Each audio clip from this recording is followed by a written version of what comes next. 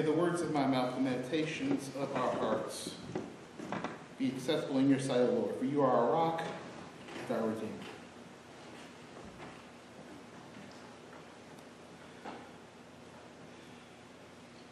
People want easy solutions to problems. And as Proverbs 1:22 asks, how long, O simple ones, will you love being simple? And the answer is, they won't stop. Because people eat up easy answers. People are happy with simplicity. People want America to be great again without examining what are the conditions of greatness. People want that greatness to be a clear-cut, easy, fun, and prosperous stroll down memory lane, without asking the question, where did the money come from? Where did the prosperity come from? Where did the land come from? We like simple phrases to shield our ignorance of historical events. We like to say, we are a nation descended from immigrants. Yes, we are. We are also a nation descended from peoples whose land, whose bodies, and whose labor were stolen. Reality is a little more complicated than simplicity. As Langston Hughes said, life for me ain't been no crystal stair. The reality of living in a complex world leads people to seek simple solutions, despite knowing better. The American dream. I've heard it. It's really nice I hear. Because if you go to school and you do well in school and you get that bachelor's degree or that master's degree and get your education, you can get a good job, buy a house, and raise a family. But this generation of middle-aged adults that we call millennials, as I say that, these middle-aged adults called millennials, those in the age range from 35, 32, all these different ages, and your Generation Xers, who are in their, now entering their late 40s, early 40s to 50s, don't know of that dream. Because these two generations, or this one generation really, is the most debt-ridden generation in American history. For this generation, for the young people of today, for those who are in the age range of adulthood, so from basically 50 all the way down to 18. Those 2 or 3 generations, as you believe, those generations are really kind of really have more to do with marketing than actual numbers. For these generations, the pensions do not exist. We say, well, you have a pension? No, I don't. I have an annuity. And what that means is, I get only the amount that I put in. Versus a pension where you start off at $35,000, you might end up when you retire, you might end up, your job might end up at $55,000, and you get that $55,000 to the day you die. That's a beautiful system, and I love to be a part of it. But my system, the system that we've now lived in the system of 401ks and annuities, we only get what we put in, and then that of what we put in is then divided over the next X amount of years after we retire, if we have the opportunity to retire. So, the whole idea of leaving my job and getting paid $60,000 to the day I die will never happen. Just because of how the system works. The 401ks and these annuities exist in a world which of course still simple. If you just save your money, again, simple answer. If you just save your money, then fine. If you save your money, so you will have enough money in your annuity. No. Because, again, this is while you're supposed to put money in your savings while you're paying back the hundreds of thousands of dollars of student loan debt. And then you also have to then try and save maybe 10 or maybe 20,000 for that down payment on that house.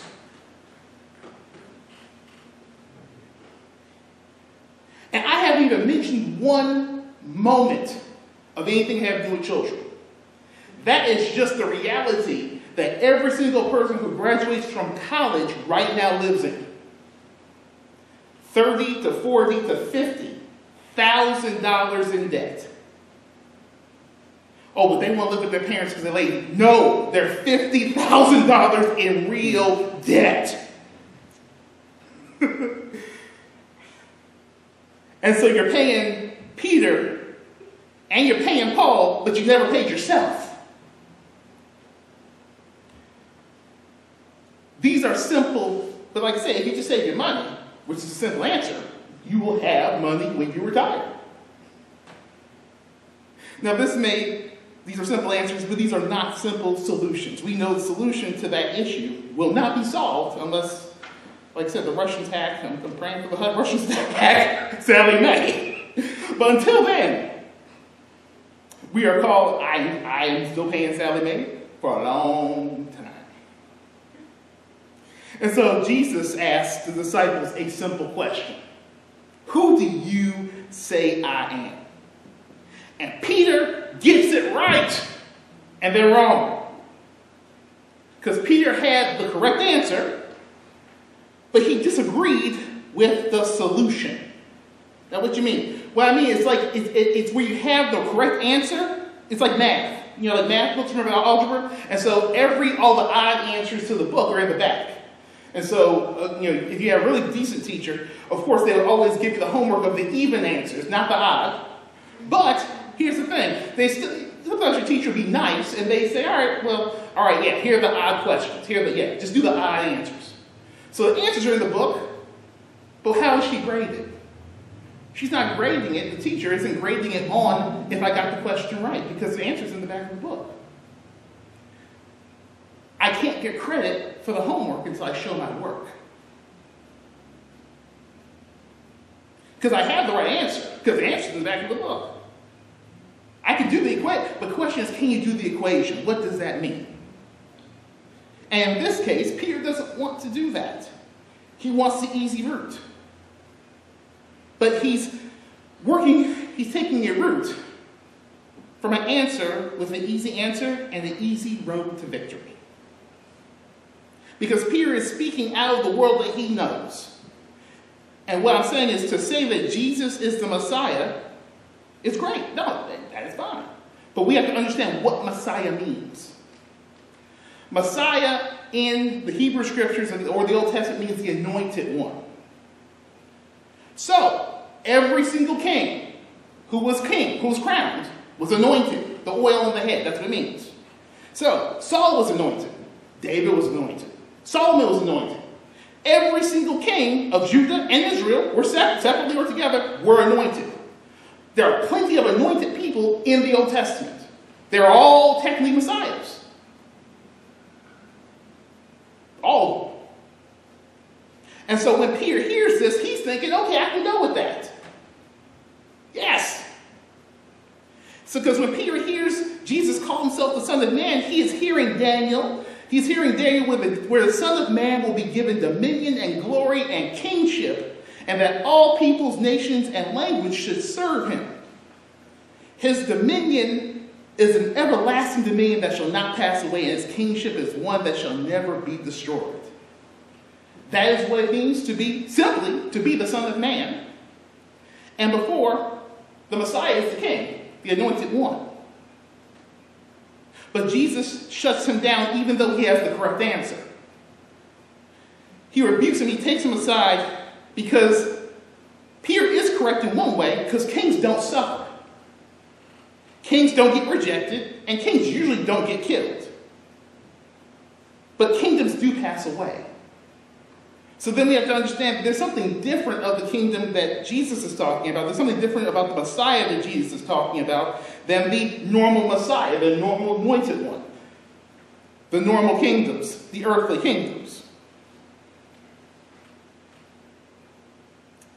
Because Peter understands that he lives in the Roman Empire. So David, as great as a king he was, ultimately lost. His kingdom does not exist. They are oppressed, it's real, and they don't have control of their fate or their destiny. So, what's happening here? It has to be more than just taking Jerusalem and setting up a new government. It has to be more than just ruling with unlimited power forever. The Son of Man's kingdom is one that cannot be destroyed. And like I said, we live in the United States, so we know that that kingdom, and the Roman Empire kingdom, didn't last that long. Israel didn't last. And so we're talking about a different path. A different path to a different type of kingdom. And that path begins with following Jesus. Now, as most of us here are a part of some historically oppressed class or group, either we're women, we're people of color, we have been told that our sacrifice and our suffering will lead to redemption. We have, and in particular, what is interesting is that the phrase of denying yourself and taking up your cross has been the standard bearer for us to live our lives. As we take it because we're going to get our goal at the end. Now, of course, if you go to the Roman Catholic Church, if you go to a predominantly white Roman Catholic church, if you go to a predominantly white mainline church, they ain't even going there. I remember I would get in trouble in class at seminary because I called Bible spin, BS, I called Bible spin on my classmates a lot of time. I called it because I said, okay, if you, because I got tired, because the reality is I got tired of the realities of life. I'm living in St. Louis, 2013. So the irony is that this is all before Ferguson. This is before everybody was all bold and stuff.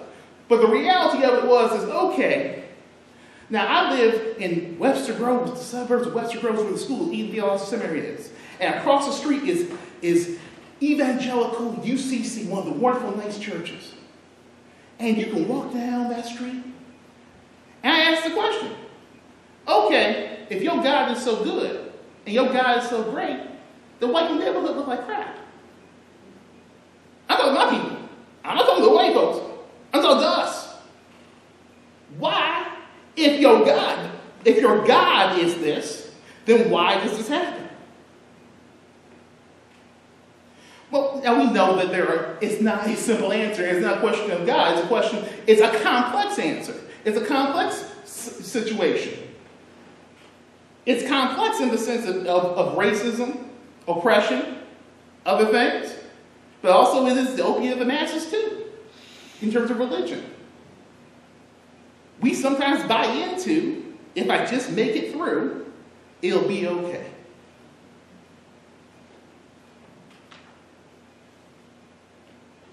And that works for some folks.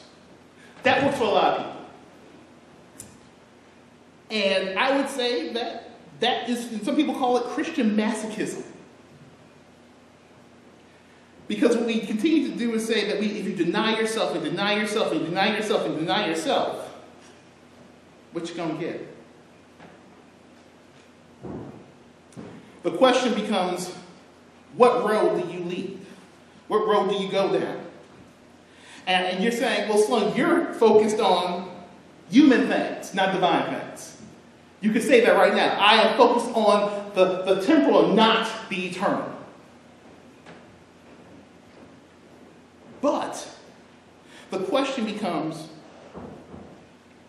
what kind of life do you want to lead in this world and in the next? But also, let's address the issue of what does it mean to truly deny yourself? In the Black church, we've denied ourselves to the best nth degree because we have embodied the idea that if we sacrifice and sacrifice and sacrifice, we will make it. Only a world where things continue to hit back at you. What I mean is, as we looked at the clip, as I showed the video, of the civil rights movement, of the fights for integration, the fights against segregation. And I'm not arguing a pro-segregation argument, but what I'm saying is, what did we get? And I ask that question in the sense of to deny yourself. The phrase to deny yourself in the scripture actually means not to sacrifice and to say, I'm going to beat myself. It means to act in a wholly selfless manner, which is different.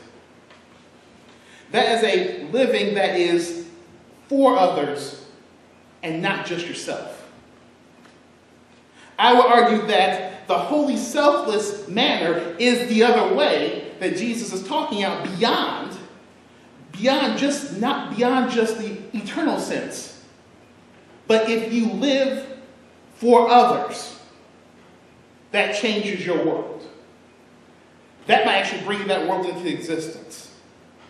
Because the reality of our world today is that we have people in fractured communities and fractured people. And you can't, now it's different in Pittsfield, but let me explain this to you. Let me explain to you from a Chicago perspective, from my perspective in Chicago. See, we got all these folks who live in the suburbs. Okay? Now, you can't get a decent education. People move their kids out there for education. Better school systems, better X, Y, and Z. And they said, I am going to do what's best for my family. It might be your nuclear family, but my family. And they did. And they were right. But in making that decision, we changed the whole dynamics of the geography of these neighborhoods.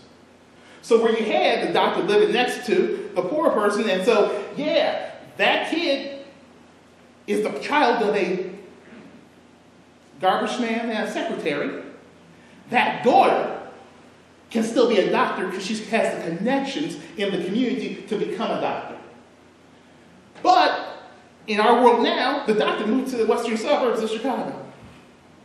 That girl never will ever know any other doctor but the white doctor who gets paid to live and come in that community. That dynamic has created fractured communities. But then you have fractured people too on the other side. Because here's the thing, the kid lives in the suburbs, his dad's a doctor, he don't know his cousin, he don't know his auntie, he's never seen those people. What kind of relationship do they have? But then I'll bring this back to you, and then let's just keep it to the reality of the financial argument. Here's the reality. Black folks got played. Because, okay, you got big time, you got your degree, you bought a $300,000 home in the western suburbs of Chicago, or in PG County in Prince George County in Maryland, or in the suburbs of any other town in the city of Chicago. And guess what happened? Guess how much it cost for you if you had kept your home in the hood? $50,000. How much did you end up spending on education if you had your child in the hood? Oh, you would have paid a good amount of money. Oh, yeah. What's interesting is happening, and what I'm saying is that, so you have people who will end up spending the same amount of money living in the hood, or the black neighborhood, on their education. They have to spend it on private school or wherever else, or charter schools. And that number ends up actually being the same amount that you spent on your fancy house. So $300,000 is spent either on the child's education, where he's in community or she's in community with the people, and you also raise your tax bases up, you've done all these things, or you moved over here, you have your home, you have what is worldly for you, and your taxes are gone down. Your school is great.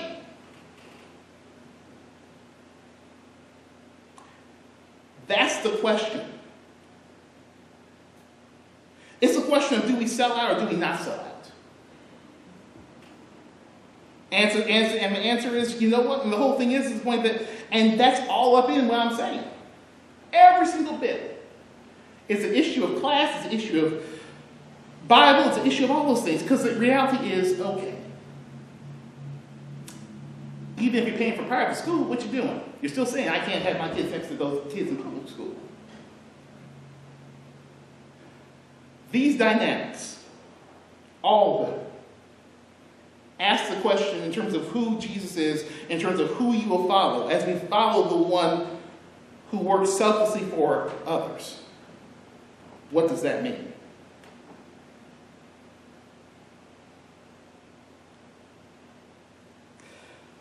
Fractured people need each other.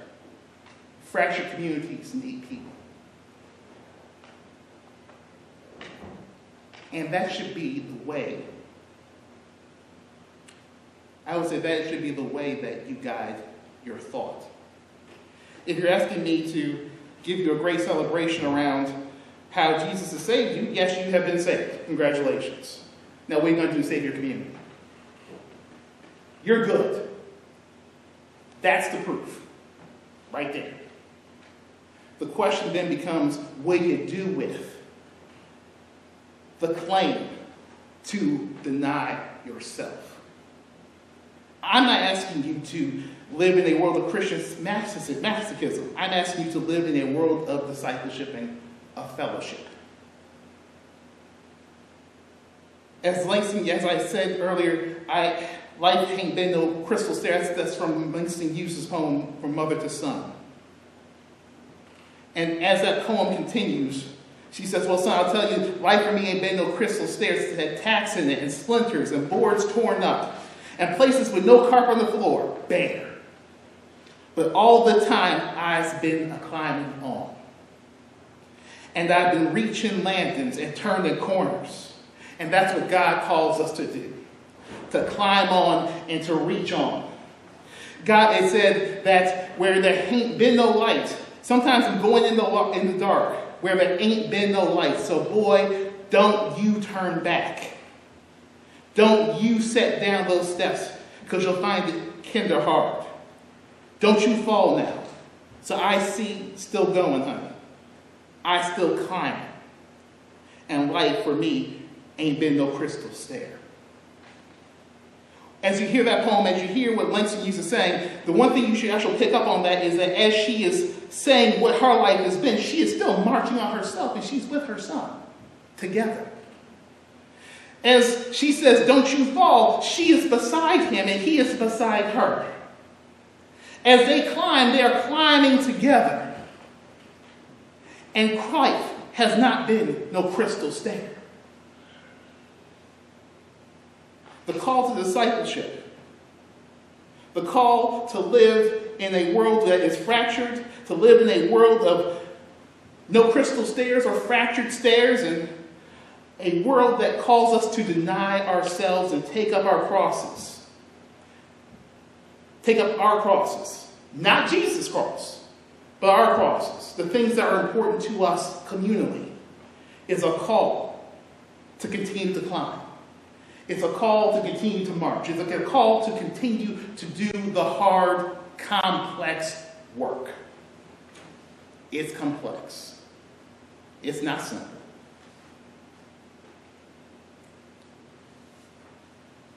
But when wisdom cries out in the streets, and in the squares, she raises her voice. And at the busiest corner, she cries out. We should answer. We should answer in faith, in love, and in living for others. Amen. Amen.